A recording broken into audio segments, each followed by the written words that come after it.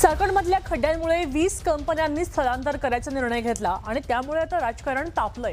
आदित्य ठाकरेंनी या प्रकरणी चाकण एमआयडीसी मध्ये जाऊन रस्त्यांच्या दुरवस्थेची आणि खड्ड्यांची पाहणी केली।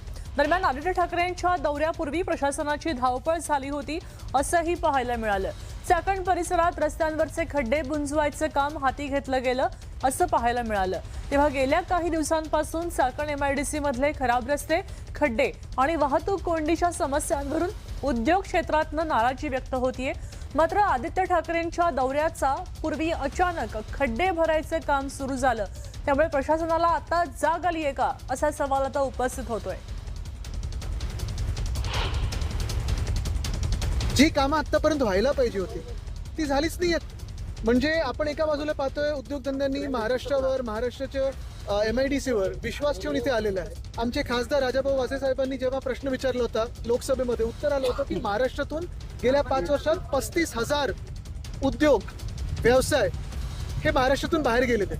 आणि मी तेव्हाही सांगितलं होतं की महाराष्ट्रात एकतर भ्रष्टाचार, या सरकारमध्ये भाजपच्या राजवटीतला भ्रष्टाचार आणि हे इन्फ्रास्ट्रक्चर जे कोलॅप्स झालेलं आहे त्यामुळेच हे उद्योगधंदे सगळे बाहेर चालले।